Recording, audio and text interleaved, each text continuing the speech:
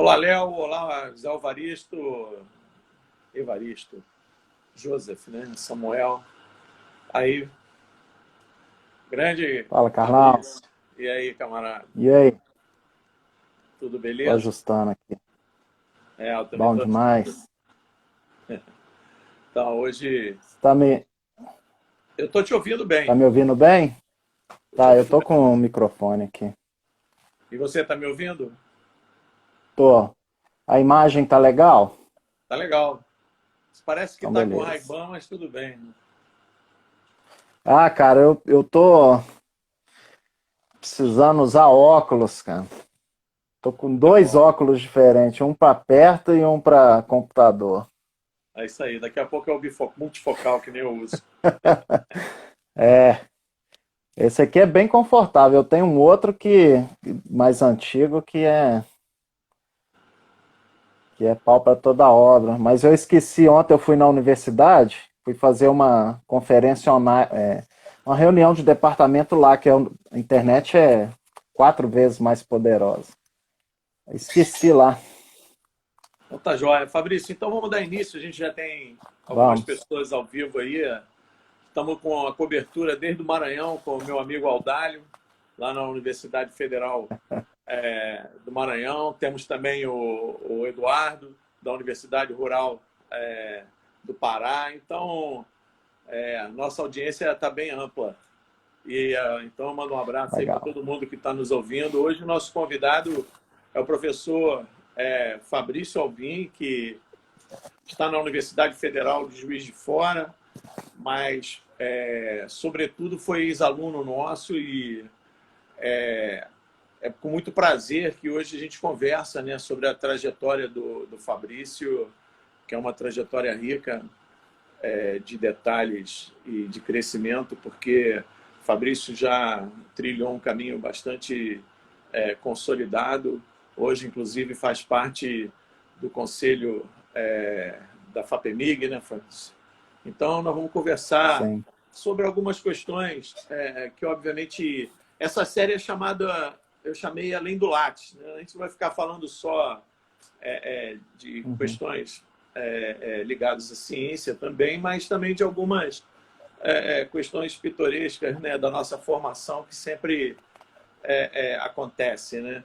Então, eu queria iniciar essa primeira fase aqui da nossa conversa, né, colocando primeiro, deixando você livre para você falar rapidamente aí da sua trajetória e do que representou a UENF na sua formação acadêmica. Né? Eu digo isso porque, como tem muita gente que não necessariamente te conhece e também pode ter muita gente ainda como estudante nos ouvindo, é importante que eles tenham a dimensão da importância da UENF como jovem universidade na formação de pessoas como você, né, que conseguiram conquistar o seu espaço dentro da carreira acadêmica de uma forma bastante consistente e que hoje nos orgulha muito.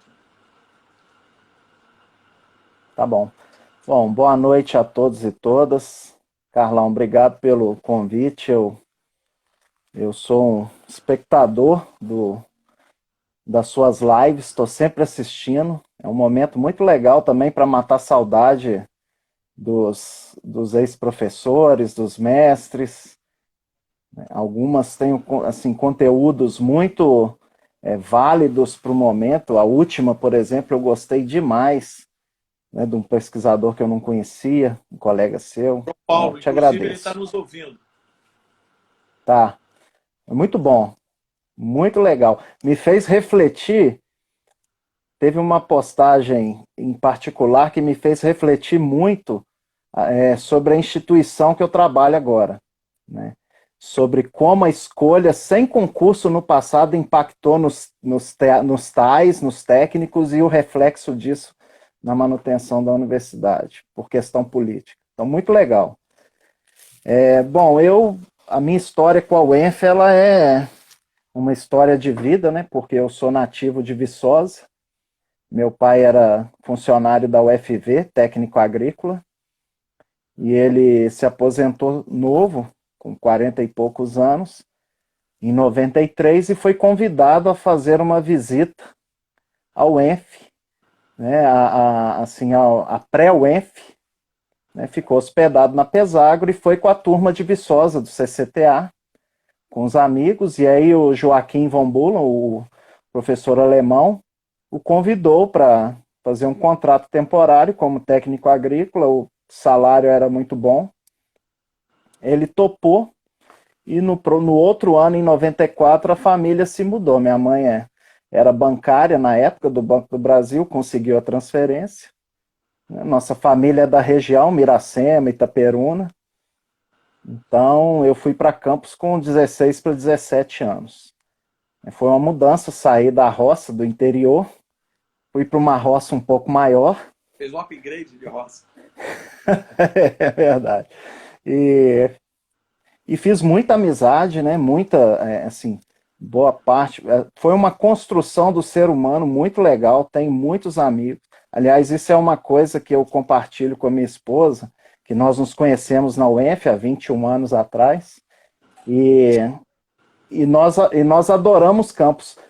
E é engraçado, porque a maioria dos nossos colegas não gosta. Ou passou por lá e reclama da cidade, mas nós aprendemos a ter esse carinho, principalmente pelas amizades. A gente costuma falar, nós somos meio nômades e moraríamos fácil em Campos. Morei em Brasília, morei em Manaus, então...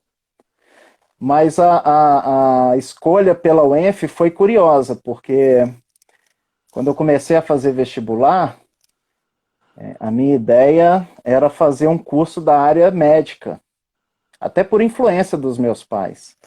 Então eu estava tentando, odonto, não era minha, tudo mais, aquela coisa, né? Aí eu falei, não, vou fazer farmácia, mas eu vou tentar também biologia na UENF em Viçosa, porque se eu não passar, eu aproveito disciplina.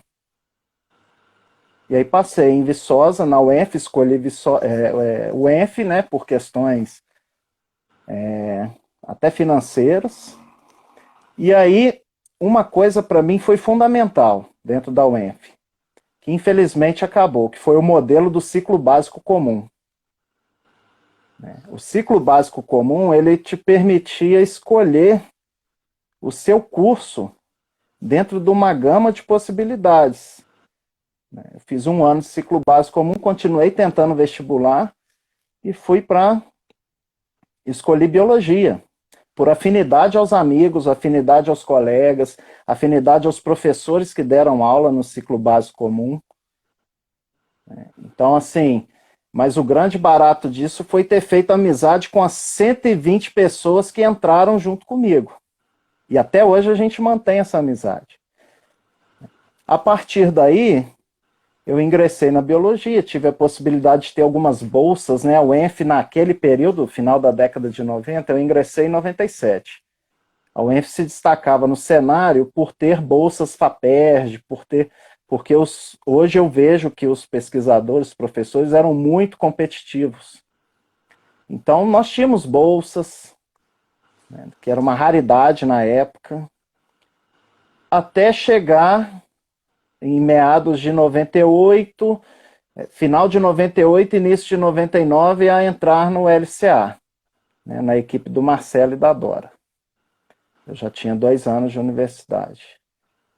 Mas foi uma escolha, foi natural. Nesse meio tempo eu abandonei a ideia de fazer farmácia, fui sendo atraído pela biologia, porque eu sempre gostei muito de acampar, sempre gostei de natureza. Cheguei a pensar em tentar engenharia florestal no passado, tal, mas então fui me aproximando, né? E, bom, eu acho que esse é um panorama geral, né, de um primeiro momento.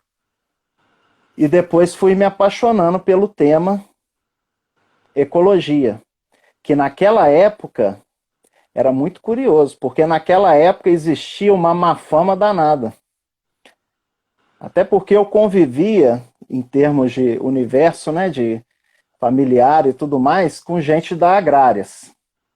Então existia um forte preconceito. Eu me lembro, naquela época, conversava com meu pai, você vai fazer uma coisa assim, meio de bicho grilo, ou uma coisa meio do cara que usa o coletinho. Eu lembro até hoje. né? Então tinha toda uma aula, Partido Verde, um negócio assim, que era típico dos anos 90. Né? Mas eu entendo muito bem isso hoje, porque os anos 90 foram fundamentais. A lei de crimes ambientais é de 98. Então isso foi uma mudança muito grande, né?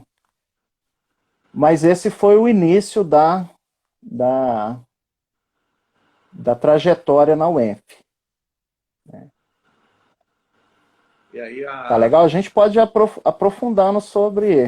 Não, mas eu acho que você tocou um ponto que a gente já conversou também em outra live aí com alguém que eu já não me recordo, que era exatamente o papel do ciclo básico comum, né? O ciclo básico comum, ele tinha uma questão que para mim ela era sobretudo era uma coisa muito importante, que era a questão da integração da comunidade acadêmica, né? Ou seja, Sim. as pessoas escolhiam para onde iam, mas eles mantinham um elo de amizade que se prolongaram, né? Vários casais, inclusive, se formaram no ciclo básico comum, né? Você é um deles.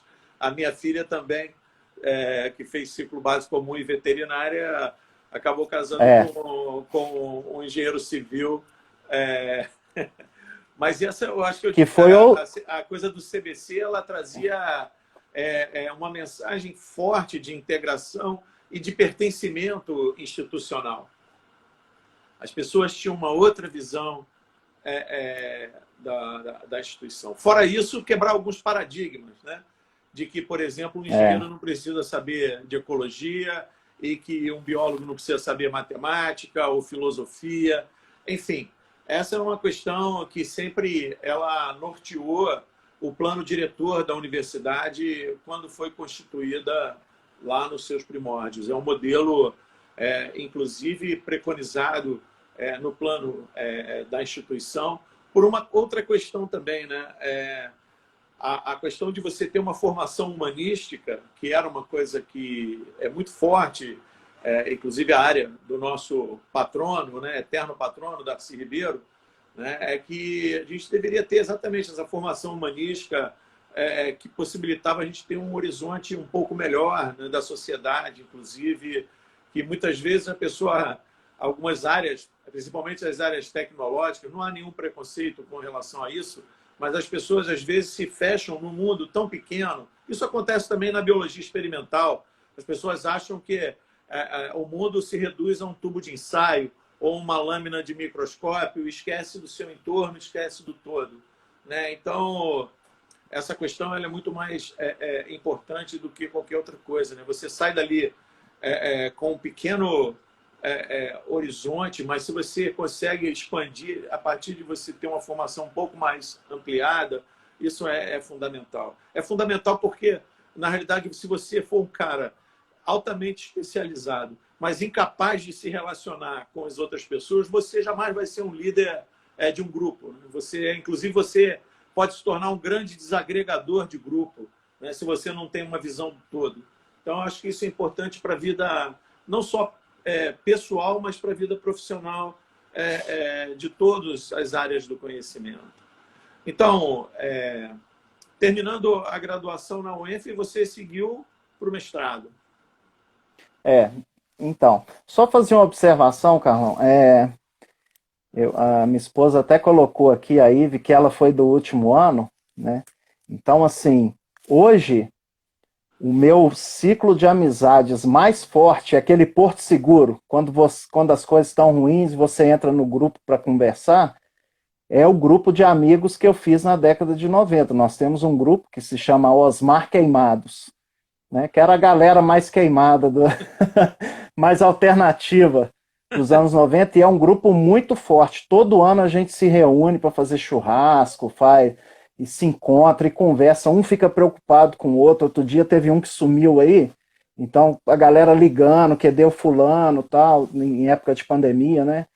Então, assim, essa é a amizade verdadeira que traz, né, em raiz. Cada um tem o seu perfil, é muito heterogêneo.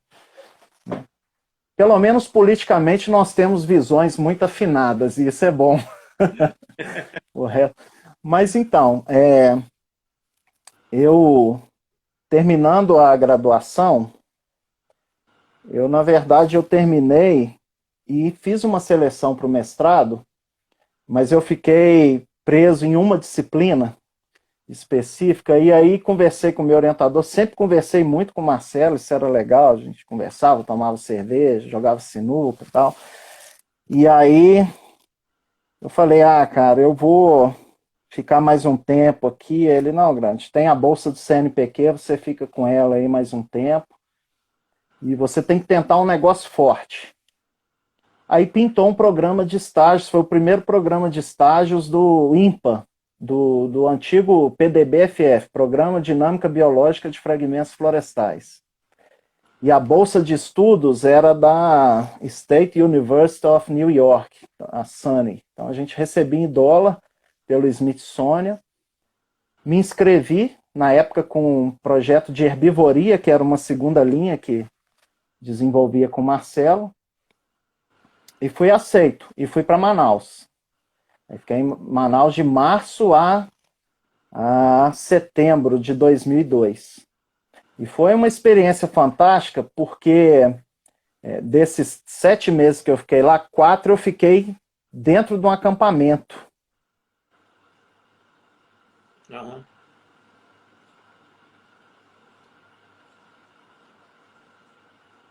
Alô?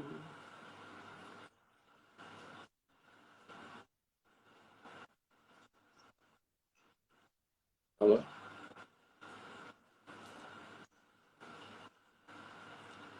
Alô, Fabrício? Tá ouvindo?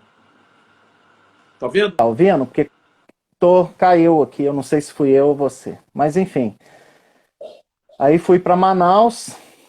O custo de vida em Manaus é muito caro. O que eu recebia na época era equivalente a R$ 660 e mal dava para pagar aluguel, morar em república. Então eu morei numa república com um monte de gente. Tinha colombiano, tinha maranhense, tinha paulista. Dividia quarto até com um amigo que hoje é do INPE, o Davi Lapola, que é do IPCC, né, que faz parte do... Uhum. Caramba.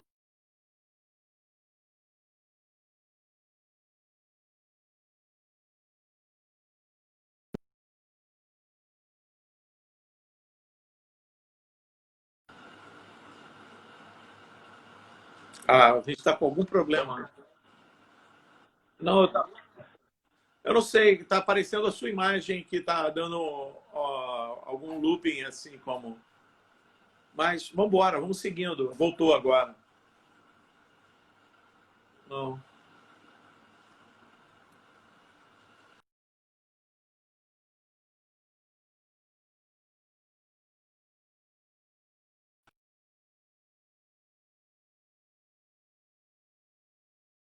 Fica. Tava com 15 mega, então vamos embora. Aí, fiquei no IMPA, né? Foi uma experiência fantástica, né? E retornei em setembro. Para ser sincero, eu não gostei muito do estilo de vida no norte, né? Tive problema de saúde lá, tal, e a cultura não foi muito... Caiu aqui meu suporte. Isso aconteceu com o Ruiz também. Verdade, verdade. Aí, cara, fui falar mal do norte. Aí, É. assim, voltei para cá, voltei, e o Marcelo tinha na época uma bolsa do projeto ProBio. Falou, ó, Grande, cara, tô precisando de alguém para ficar lá desenvolvendo um projeto comigo, em Poço das Antas, tal, e vamos embora. Aí fui para lá. Nisso eu fui coletando os dados, né? Falei, cara, então beleza. Então nós temos um conjunto de dados, vamos tentar mestrado. Ainda era biociências e biotecnologia. Aí tentei o mestrado, consegui passar bem colocado, né, com bolsa. Naquela época a competição era terrível, isso foi na seleção final de 2002, 2003. O momento político depois também ajudou muito, né? Tivemos aumento do valor da bolsa, tudo mais. E aí fiz o mestrado com o Marcelo, lá na região de Silva Jardim, em Baú, com fragmentação florestal. E depois, quando eu fui terminando o mestrado, isso foi muito legal, porque o Marcelo virou, nós sentamos, nós saímos para tomar uma cerveja, ele ia lá em casa ver. A gente tinha uma relação muito legal, ia lá ver os dados, a gente conversava, às vezes ia na casa dele, mas as crianças eram muito pequenas, né? Hoje eu entendo muito bem como é isso. E aí, ele sentou comigo e falou, né, que você conhece a figura, ó, Grande, o negócio é o seguinte, cara, comigo já deu o que tinha que dar, entendeu? Eu sei que você tá namorando e tal, mas você tem que tentar com alguém top da área, você tem que tentar com alguém forte. Eu te recomendo a Giannini Feofili na Universidade de Brasília, mas você também pode tentar em outros. E aí falou mais alguns nomes, né? Tem o Valério lá no Rio Grande do Sul, Pilar, tinha mais gente, o Flavão na Unicamp, e aí veio um congresso de botânica, ele me apresentou algumas dessas figuras, e a primeira seleção que eu fiz foi a da UNB, e passei na UNB. Mas também passei em Viçosa, com o falecido Alexandre Silva. Aí fiquei naquele dilema, né? Porque Viçosa era mais perto, eu já namorava há um tempo, já estava morando com a minha esposa. Aí, meio que antidemocraticamente, tomei a decisão, falei, vou para Brasília porque lá é o melhor.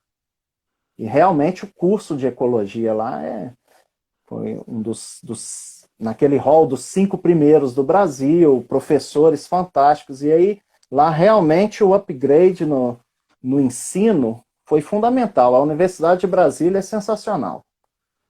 O curso de ecologia de Brasília é fantástico, os professores são sensacionais. Eu fui aluno da Mercedes Bustamante, disciplina de ecologia de ecossistemas, quando nós estávamos começando a discutir os resultados do IPCC em 2005. Então nós tínhamos, a disciplina era ler Science, Nature, Ecosystems, fazer compilações, né? Fiz amizades também. Aí eu terminei, nesse meio tempo, naquela pressão, né? Eu já tinha 10 anos de namoro e tudo mais. Falei, vou começar a tentar concurso. Aí pintou o concurso do INEA, em 2007. Eu estava no meio do doutorado. Aí falei, não tô indo para... Eu tinha um acordo com a minha orientadora, os meus campos eram mensais, e eu podia vir para o Rio visitar, ficar uma semana, 2 semanas com a Ive, ficava com os meus pais. Na época a Ive já trabalhava na FIPERJ, em Campos. E aí, nessa, eu falei, não, vou fazer o concurso. Sem compromisso. Peguei o edital.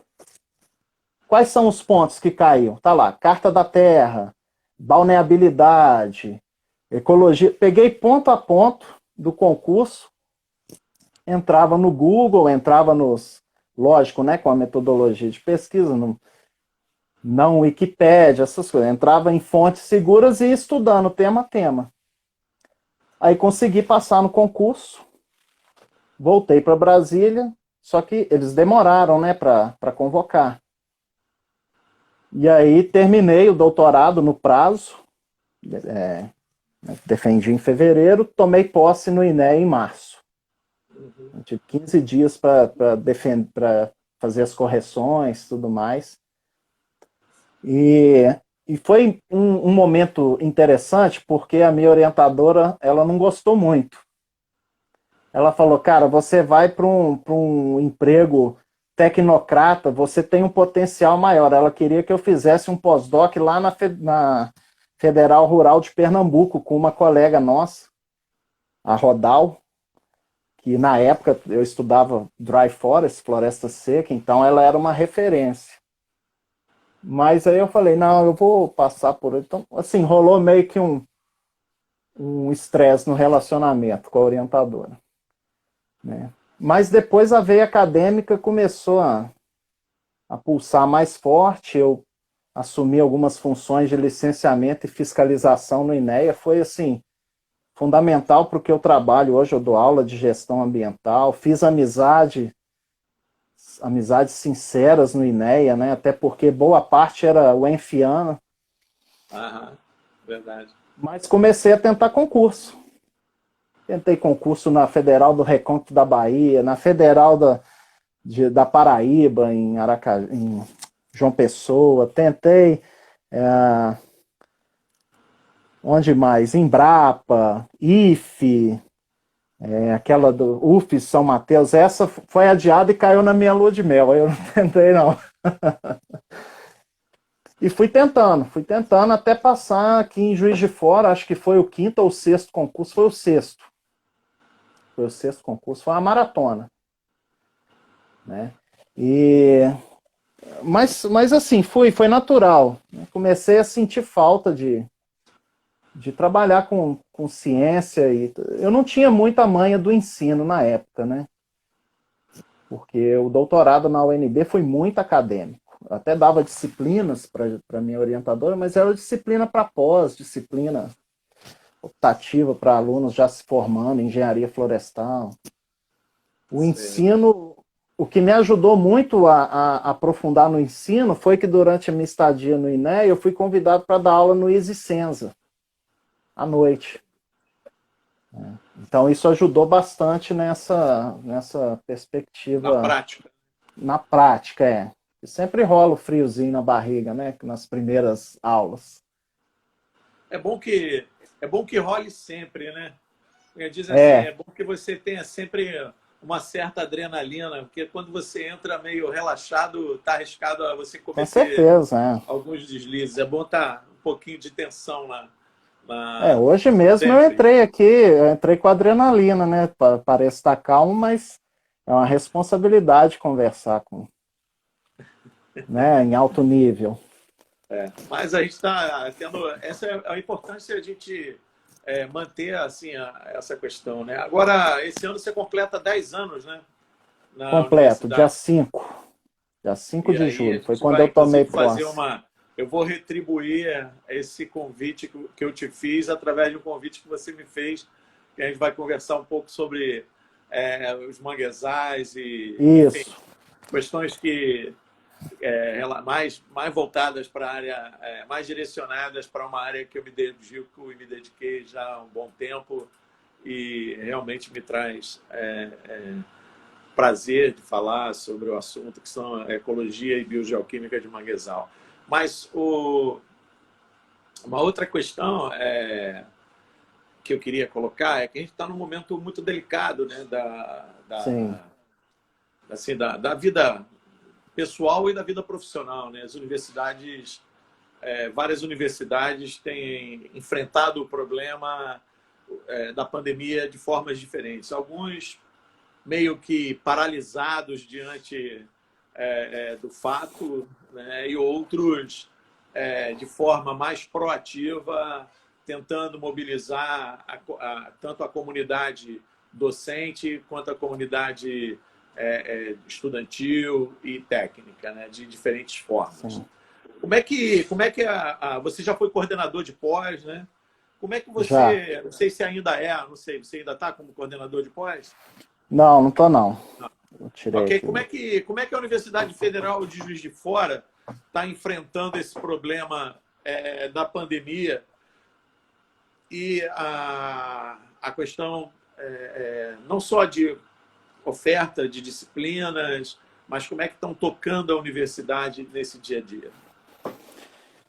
Carlão, pergunta muito interessante, cara. Essa reunião que eu tive ontem de departamento era justamente para tratar disso.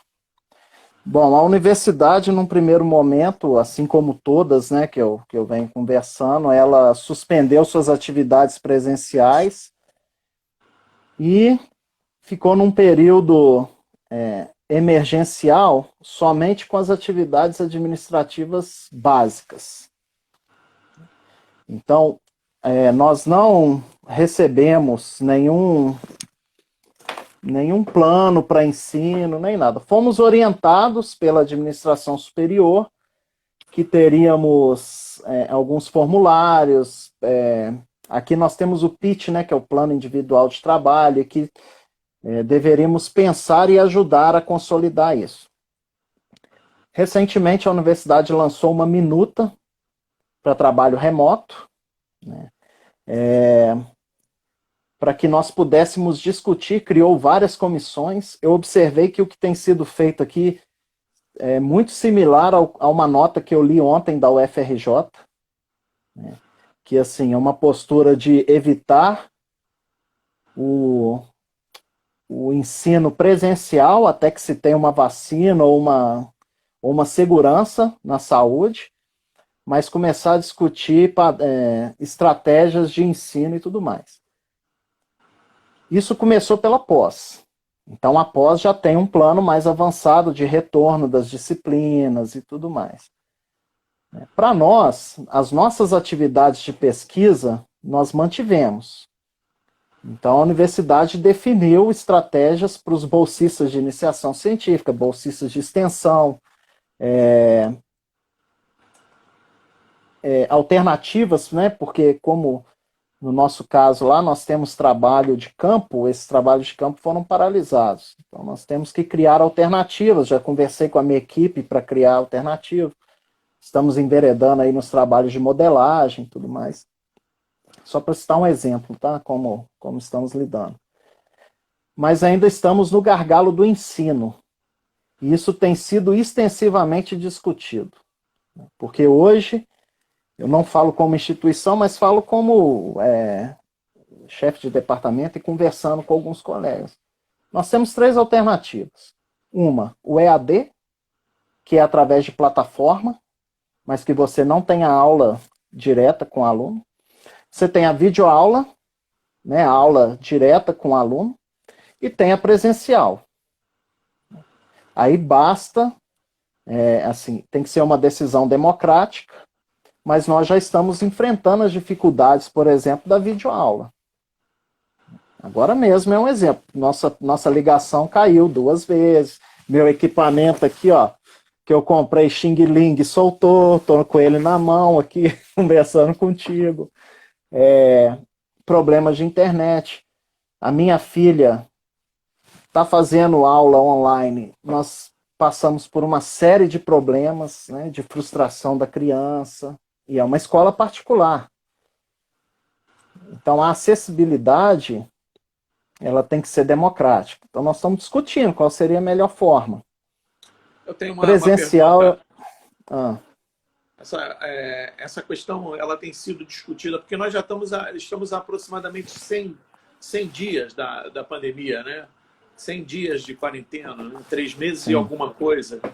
Né? Essas soluções, elas vêm sendo discutidas há algum tempo, porque quando eu digo paralisia institucional, eu vejo que em alguns lugares essa coisa aconteceu de fato e as pessoas esperaram ou esperavam que a solução fosse cair de algum lugar ou que alguém tomasse a decisão por ela. Né? Entendi. E, por outro lado, algumas instituições, em particular, por exemplo, a UFRJ, como você colocou, ela vem toda hora público se manifestando, enfim, e tentando criar uma agenda construtiva. Mas eu vejo que um dos focos, e eu acho que aí é uma das coisas que deveriam ter sido feitas logo de cara, né, é exatamente a avaliação da vulnerabilidade social da nossa comunidade. Quando eu digo vulnerabilidade, eu estou falando da questão dos alunos, da questão até dos professores, como você colocou. Você agora tem uma demanda que você não tinha, que alguém de casa tem que acompanhar a filha assistindo a aula ou né, apoiando aí dentro do ensino através do computador, enfim. Tem que ter mais de um computador, às vezes tem gente que enfim. E a questão financeira também, de muitas pessoas. Né? Então, quando eu digo vulnerabilidade social, envolve várias coisas. que muitas vezes as pessoas não estão considerando, mas que deveria ter sido o primeiro dever de casa de todas as instituições. Né? Essa é a questão de se construir a agenda, mas se construir a agenda sabendo da vulnerabilidade, e porque isso está diretamente relacionado de como vamos enfrentar o problema, principalmente do corpo discente. Né? Como é que você vê isso aí? Está sendo feito alguma coisa dentro da Universidade Federal de Juiz de Fora? Como é que está isso? Carlão, eu vejo que, assim, de maneira geral, todas as instituições deram uma... Porque é um problema, assim, é um problema muito inédito e inusitado. E, convenhamos, nós não temos diretrizes nenhuma do órgão superior, né?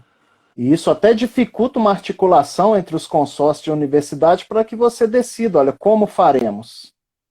Porque o carro-chefe é aula, né? Essas estratégias de ensino à distância, elas não são democráticas em sua maioria. No nosso caso aqui, que é uma universidade do interior, 70% do nosso corpo discente é de baixa renda, o acesso à internet é um gargalo muito alto. Então, assim, o que eu observo é que essa paralisia inicial, ela não foi intencional. Até porque nós tínhamos uma ideia de que essa pandemia seria rápida. Todo mundo ficava, não, a curva é isso, a curva daqui a pouco desce. Em outros lugares, Europa, tudo mais, foram 3 meses até se ter um retorno seguro. Aqui não, aqui as nossas políticas, não vou entrar nesse tema a fundo, mas elas são obscuras, para dizer o mínimo, né, as políticas de saúde. Então nós não temos um panorama nem de quando termos uma perspectiva para retorno presencial. Então agora eu sinto que as instituições têm essa noção de que o problema vai demorar muito e que talvez o ano esteja perdido. Presencialmente. Isso eu participei de uma reunião de escola particular da minha filha e a ideia era, talvez voltemos aos poucos em setembro, outubro. O fato é que a perspectiva está todo mundo meio perdido. Agora eu vejo que várias universidades têm tomado esse caminho. Eu tenho essa visão mais positiva. Eu acho, assim, que as instituições, no caso da minha, cometeram algumas falhas, principalmente em termos de gerenciamento administrativo, estava uma bagunça. Mas com relação às aulas, a minha impressão é que ficava todo mundo esperando uma luz no fim do túnel. Daqui a pouco essa pandemia acaba e nós vamos retornar. Né? Muitos encaravam isso como uma greve longa, onde o semestre é paralisado e depois retorna. E agora eles estão vendo que não é bem assim. E aqui, por exemplo, a universidade criou várias comissões para discutir. Essa discussão veio à tona, veio com toda velocidade agora no início desse mês. E como é que vocês estão, como é que a universidade está preparando essa transição aí entre o presencial e o digital, vamos dizer assim? Vocês têm algum apoio da instituição ou cada um está se virando do jeito que pode e que dá? Não, nesse momento nós estamos só na perspectiva do debate. Então, o que já é construtivo, porque, por exemplo, eu sou amigo da coordenadora de curso de Ciências Biológicas, então ela vai passando essas discussões para nós e tudo mais. Mas, Carlão, de maneira consolidada, nós só temos avanços na pós-graduação. Para a graduação, não existe ainda uma perspectiva assim. Agora, a minuta, por exemplo, que nós analisamos, já vem explicitada que o docente é responsável pela infraestrutura das aulas à distância. Nós já tivemos alguns problemas aí com relação a defesas remotas. Qual é o papel da instituição no suporte das defesas remotas? Mas assim, isso é uma coisa dinâmica. Se você, pelo menos aqui no grupo que a gente trabalha, nós apresentamos algumas demandas e a instituição respondeu. Então ela já disponibilizou uma pessoa para ajudar, né, no programa de pós, o aluno que vai defender por webconferência. né? Nas disciplinas de pós, nós temos um suporte da pós-graduação para isso. Então, eu estou sentindo que é uma construção gradativa, mas não existe nada definido ainda para as aulas, para retorno das aulas à distância. Não existe uma estratégia. Eu particularmente acho que isso vai ter que maturar numa discussão dos fóruns de reitores das universidades para que seja uma coisa padronizada e para que cada um não invente a roda. Sei. Para que tenhamos... Eu tenho uma curiosidade, como é que vocês estão tratando isso, já que você falou que a pós-graduação está resolvida, como é que vocês estão tratando isso dentro da pós-graduação? Está resolvido no sentido, nós já fizemos nós assim, eu não faço parte mais do colegiado, mas eu acompanho, né? Pela história lá. Então, já temos um escalonamento das disciplinas e agora discutindo como elas serão oferecidas. Inclusive, essa série, né, que eu estou fazendo de 10 anos do laboratório, que se chama Avanços em Ecologia Vegetal, já convidei o Marcelo, convidei você, convidei outros colegas que fizeram parte da trajetória de pesquisa, faz parte de um complemento a essas disciplinas, né? A criação de material para a gente discutir, adaptado a esse novo momento. Para mim, isso vai ser um ponto de inflexão. A partir daqui, nós teremos muito mais essa ferramenta presente. Mas é só para ilustrar, nós estamos começando a criar as estratégias de disciplina. Aqui nós já temos, uma das vantagens da UFJF é que a UFJF tem um núcleo muito forte de EAD, de ensino à distância. Eu dei aula durante 3 anos, uma pós-graduação EAD, utilizando a plataforma Moodle. Foi o tempo suficiente para saber os prós e os contras. Não é uma maravilha não, tá? A evasão é enorme. Nada substitui a aula presencial, nada. A evasão é enorme, ainda mais na nossa área. Isso também tem que ser levado em consideração. Mas é uma estratégia emergencial que nós estamos discutindo. A pós-graduação deve colocar isso em carga em breve. Mas isso é uma questão da EAD também, o que a gente tem que olhar com muito cuidado, né? Porque, na realidade, existem essas soluções de forma muito, que eu diria, para não usar uma palavra ruim, eu diria assim, uma forma muito improvisada, né, num momento como esse. A gente deveria estar se preparando, não para uma pandemia, mas até para que parte das nossas disciplinas dentro do presencial tivesse esse aproveitamento. Porque hoje a lei permite que a gente tenha até 40% das disciplinas na graduação dentro do ensino à distância. Eu vou dizer, e também isso tem que estar dentro do pacote pedagógico, do plano pedagógico dos cursos, né? Então não adianta resolver isso do dia para a noite, né? Eu posso dizer, por exemplo, a UENF está desde 2001 também participando do CEDERJ, né? Mas o envolvimento dos professores é muito pequeno, né? Então, quer dizer, as pessoas têm que aprender também a lidar com a ferramenta, não é do dia para a noite que vai se aprender, né? E, por exemplo, quando a instituição delega essa responsabilidade pura e simplesmente para o professor, né, eu acho eu vou dizer assim, essa é uma coisa, se isentar de administrar a instituição, né? Eu acho que a instituição tem a obrigação de oferecer uma infraestrutura mínima para preparação de material, né? Ou que pelo menos dê tempo para que as pessoas possam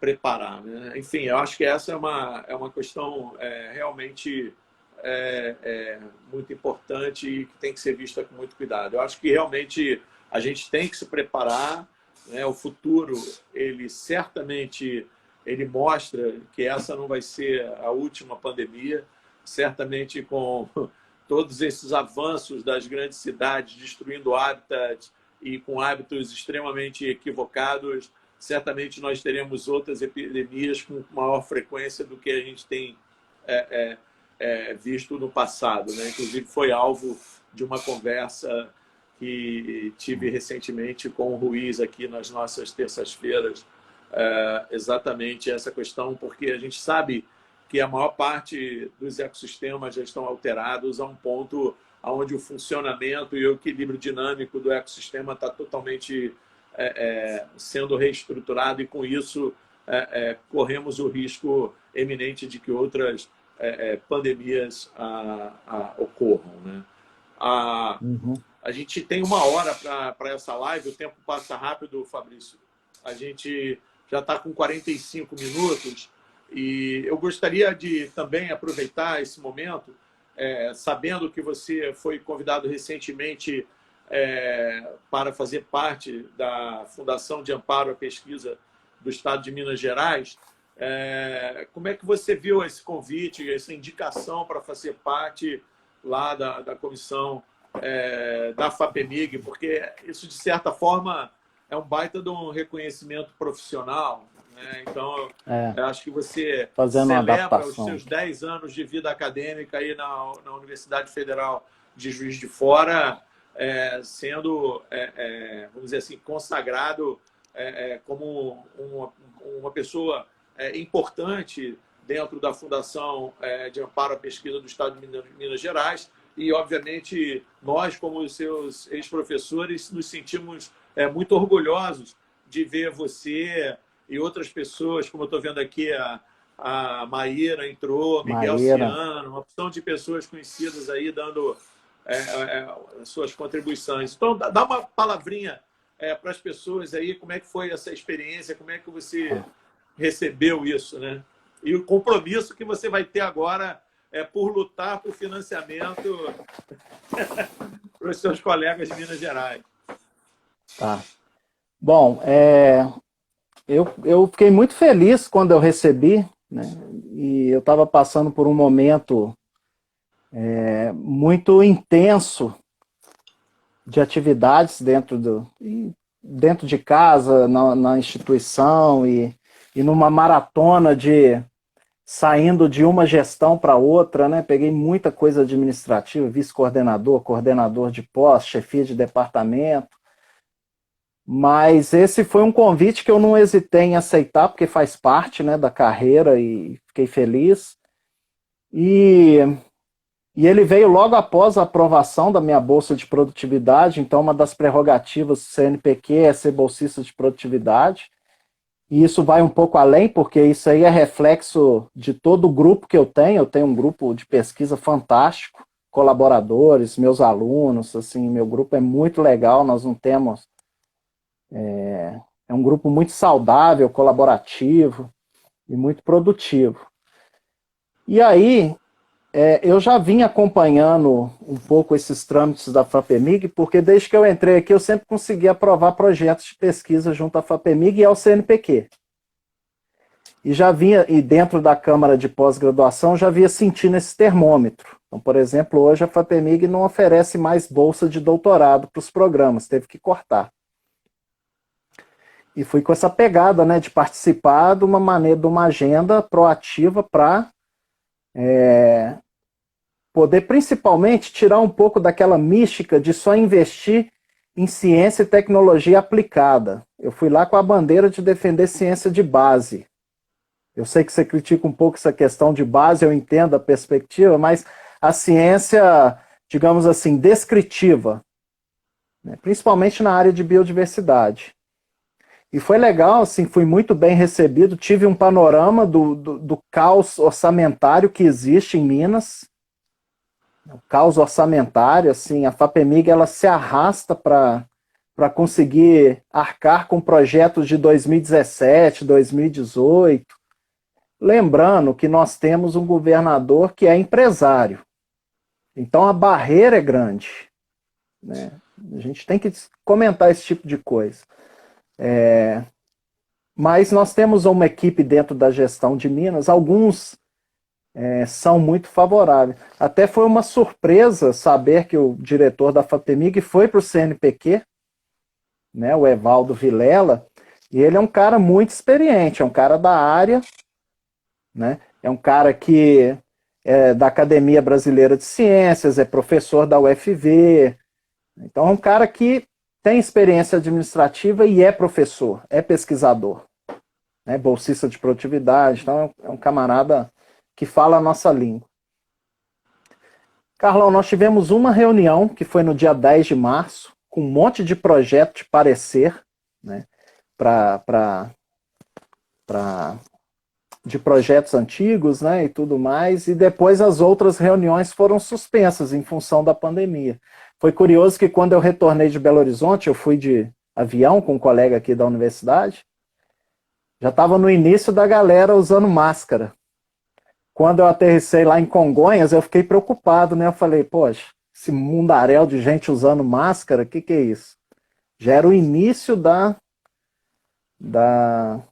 contaminação. Mas assim, é uma experiência diferente. Você entende como as coisas funcionam nos bastidores. Eu acho muito saudável entender como as coisas, assim como foi muito saudável ser coordenador de pós, quem dera todos os docentes de pós passassem pela coordenação, para que cada um entenda o que ele tem que apresentar, como a coisa funciona, que muitas vezes a gente cobra, não é porque nós queremos ser chatos, é porque a CAPES pede e é assim que funciona. Mas a situação financeira aqui não é muito favorável, não. Eu quero deixar claro, você falou uma coisa aí que pode ficar mal entendido para quem está ouvindo. Eu sou um defensor da ciência básica, é o contrário. Tá. Na realidade, o que eu digo e repito, a ciência aplicada, eu sou um crítico de se dividir o financiamento em ciência básica e aplicada. A ciência aplicada ela só é possível de ser aplicada porque alguém debruçou para desenvolver a ciência básica. E eu digo que a ciência, por si, ela é estratégica, independente de se hoje aplicar ou não, né? Basta você ter um bom argumento, uma boa linha intuitiva, com uma sólida... Eu usei até o exemplo do Watson e Crick, quando falei, que, na realidade, imagine você, lá na década de 50, dois caras falando, não, eu quero ver o modelo dimensional do DNA, não sei o quê, imagina o que não se falou, né? E a história é muito interessante, porque se fala muito em Watson e Crick, se esquecem, por exemplo, de falar da Rosalind Franklin, que foi uma pessoa muito importante e, na realidade, foi a grande fera da cristalografia, e ela que realmente, no final, deu uma contribuição muito boa, mas ficou fora do Nobel, né? Enfim. Mas isso é uma outra questão, um outro papo. Os meandros da ciência, eles são extremamente interessantes, né? Mas a gente já está caminhando para o final, Fabrício. Eu tenho duas questões para você, né? Qual a lição, ou quais as lições que você tem tirado desse momento da pandemia, né? E quais seriam as suas prioridades após a pandemia? E se você tem uma escala temporal na cabeça, né? Seria... Tá. Mas muito tem que legal. ser rápido, que a gente tem 6 minutos. Tá. Bom, lições é que eu tenho buscado, assim, não só como ciência, eu acho que... Pena que são só 6 minutos, que aí é a parte mais reflexiva. Porque eu mudei muito o ponto de vista de um tempo para cá, eu acho que com a maturidade, a experiência. Então, hoje eu tenho lido muita coisa fora, tenho estudado muita coisa fora da ecologia, mais voltada à filosofia, ciências sociais, até na busca de entender por que nós somos assim e como nós vamos mudar, né? De onde viemos, quem somos e para onde vamos. Então, esse tem sido um momento interessante para que isso aconteça, pensando em como teremos uma estratégia de sucesso, de formação do povo no passado. Então, hoje eu penso muito mais em absorver coisas históricas e conceituais. Estou estudando a vida do Darcy Ribeiro, a gente estava comentando, né? Tem estudado o povo brasileiro, uma série de coisas, porque eu acho que nós temos a função também como formadores de pessoas de passar essa impressão e esse histórico para as pessoas. Então, esse é um momento de pandemia que eu tenho me aprofundado nos meus temas específicos de pesquisa, mas também aprofundado nesse entendimento social. E qual é a perspectiva? Hoje eu enxergo assim, a ciência que eu desenvolvo como grupo, eu tenho algumas metas, dentro da carreira, algumas ambições, porque todo mundo precisa de ambições para viver dentro dessa perspectiva, mas hoje eu penso muito na estratégia de formação de recursos humanos adaptados a esse ponto de inflexão que nós estamos vivendo. Então eu tenho conversado pessoalmente com cada um dos meus alunos, falando, olha, vamos começar, eu quero que você comece a estudar edição de vídeo e tudo mais, porque nós vamos começar a produzir material nesse sentido. Existem N tutoriais na internet, conversa com o meu aluno Helder, que é fera no assunto, de doutorado, e vão começar a montar isso. A gente tem que sair, não na dianteira, não é uma competição, mas a gente tem que sair com uma visão melhor. E pensando, Carlão, que assim, infelizmente, nesse atual momento, nós não vamos formar todo mundo para seguir na ciência. Então eu tenho pensado muito assim na formação da pessoa, e na formação do profissional que vai atuar também numa área relacionada a meio ambiente e tudo mais. Eu tive o privilégio, na época que eu estudei na UENF, a UENF era muito focada em método científico, mas isso foi excelente para atuar no mercado de trabalho. Então eu chegava, por exemplo, para fazer pareceres em consultoria ambiental e tudo mais, com uma vantagem competitiva absurda. A começar assim, com estruturar um documento. Coisa que quando você vai para o outro lado, para a bancada, você vê que as falhas são terríveis. Então essa parte que eu aprendi no ensino rigoroso, técnico-científico na UENF, isso me impactou muito quando eu fui para o mercado de trabalho, digamos assim. Então eu tento passar essas coisas. Mas, assim, refletindo quais são as tendências, eu tenho buscado algumas inspirações, tentando seguir na perspectiva do que vem por aí. É isso aí. Eu acho que agora a gente vai ter que terminar para não cair a nossa live sem a gente finalizar, eu queria apenas que você deixasse uma mensagem aí final para todo mundo que está nos ouvindo, principalmente para os jovens que estão no início da carreira acadêmica e para aqueles que querem se inserir na carreira acadêmica, mas tem que ser muito curto, porque a gente já tem pouco tempo mesmo. Nós temos 1 minuto, tá, Grande? Então é 1 minuto mesmo. Tá, valeu. Bom, primeiro te agradeço demais pela oportunidade, deixa a mensagem, não desanime, já passamos por momentos difíceis no passado, principalmente a moçada mais nova, nós pegamos aí governo de direita na década de 90, que também não era fácil, sem entrar na dicotomia direita-esquerda, mas não desanimem e façam o que vocês gostam. Façam o que goste, porque quando você faz uma coisa que você gosta, você faz bem feito. Não façam por fazer, façam por gostar. Tá joia, Grande? Olha, um grande abraço, agradecer a todo mundo aqui. Tenho certeza que nós aqui, desse lado aqui do Norte Fluminense, temos o maior orgulho da sua trajetória e é muito bom ver vocês trilhando o sucesso. Eu costumo dizer que a nossa missão é facilitar, ser um facilitador. Isso que eu vejo. Um grande abraço para todos que nos assistiram e, enfim, em breve eu vou convidar outras pessoas que estão aí nos assistindo, tipo a Maíra, o Miguel, todo mundo. O Aldalho, que está lá no Maranhão. Valeu. Falou, gente. Obrigado. Abraço em toda a Desculpa família. aí a falha técnica, Isso acontece, faz parte do ensino à distância. Grande abraço.